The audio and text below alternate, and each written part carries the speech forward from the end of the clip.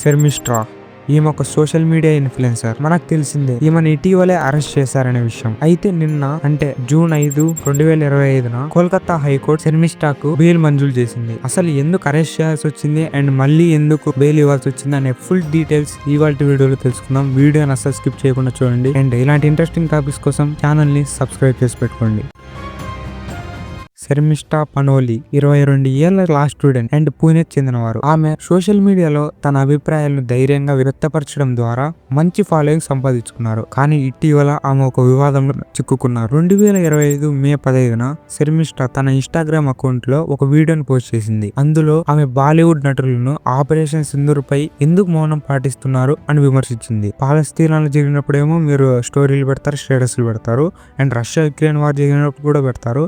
ఇండియాలో ఆపరేషన్ సింధూర్ చేసినప్పుడు ఎందుకు పెట్టలేదు అనేది ఆమె వివాదం అన్నమాట. కొంతమంది ఈ వీడియోని మత విద్వేషాన్ని రెచ్చగొట్టేలా భావించారు. ఆ తర్వాత ఆమె ఆ వీడియోని తొలగించేసింది అండ్ ఒక పబ్లిక్ క్షమాపణ కూడా చెప్పింది అనమాట. అయినా కూడా పబ్లిక్ ఉండరు కదా, వాళ్ళ మనోభావాలు దెబ్బతిని ఉంటాయి అప్పటికే. సో ఈమె గురించి చాలా వల్గర్ కామెంట్స్ అండ్ చాలా బ్యాడ్ గా స్ప్రెడ్ చేయడం అనేది జరిగింది అనమాట. సో ఆమె ఒక పోస్ట్ పెట్టి సారీ చెప్పినప్పటికీ వెస్ట్ బెంగాల్ లో ఆమెపై అనేక ఎఫ్ఐఆర్లు నమోదయ్యాయి. 2025 మే 30న కోల్కతా పోలీసులు ఆమె హర్యానాలోని గురుగ్రామ్ నుండి అరెస్ట్ చేసి 14 రోజులు జ్యుడిషియల్ కస్టడీలో పెట్టారు. ఆ అరెస్ట్ దేశవ్యాప్తంగా సంచలనమైనది.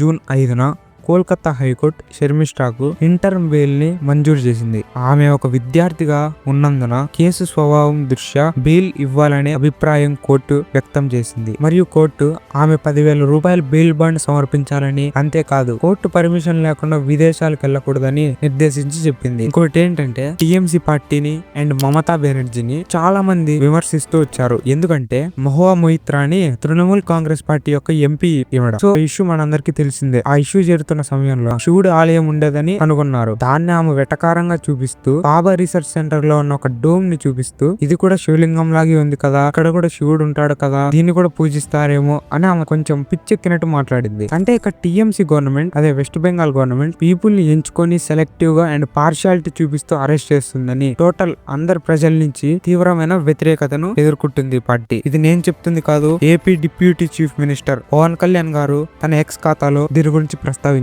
మరోవైపు ప్రముఖ నటి రూపాలి గంగూలీ కూడా శర్మిష్ఠా కస్టడీలో అనుభవించిన హింసను విమర్శించారు. ఆమె ఆరోగ్యం కూడా నిలకడగా లేదని ఆరోపిస్తూ వచ్చారు. సో ఇది గైస్ ఇవాల్టి వీడియో. ఈ ఓవరాల్ టాపిక్ పైన మీ అభిప్రాయం ఏంటో కింద కామెంట్ చేసి చెప్పండి. ఇప్పటి వరకు మన ఛానల్ సబ్స్క్రైబ్ చేసుకోకపోతే వెంటనే సబ్స్క్రైబ్ చేసుకుని పక్కనే ఉన్న బెల్ ఐకాన్ ని ఆన్ లో పెట్టుకోండి.